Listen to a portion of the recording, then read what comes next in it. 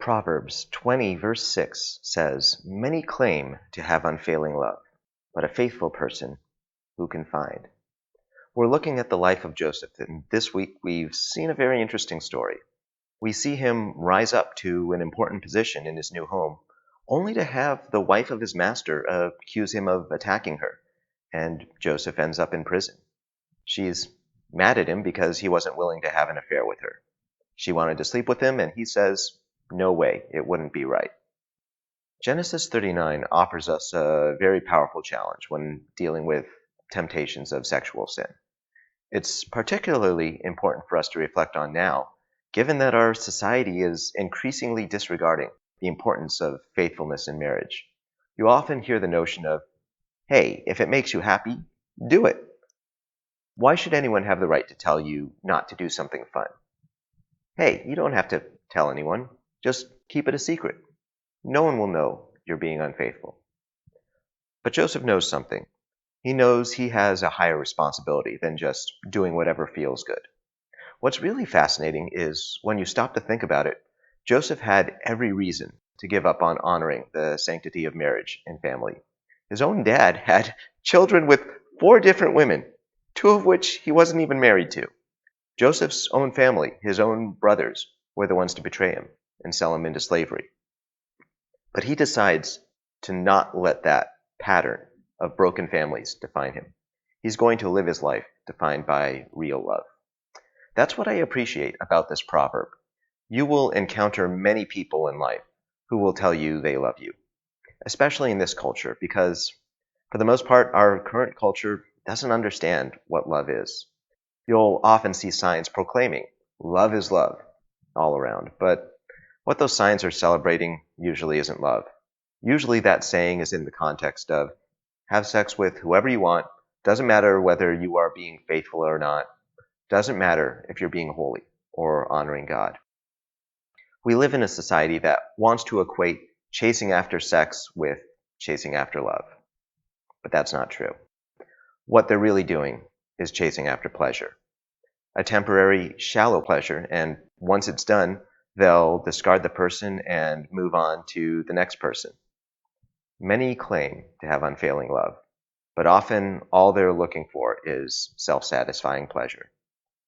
1 Corinthians 13, verses 4 through 7, tells us what love is. Love is patient. Love is kind. It does not envy. It does not boast. It is not proud.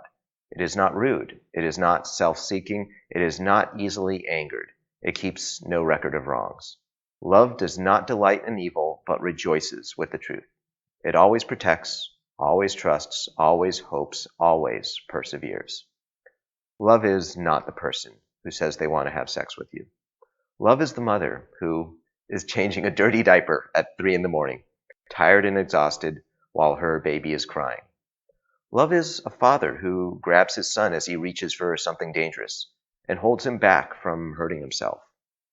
Love is the mother who still feeds you dinner after you've spent the day yelling at her and tucks you into bed kissing you, telling you she forgives you.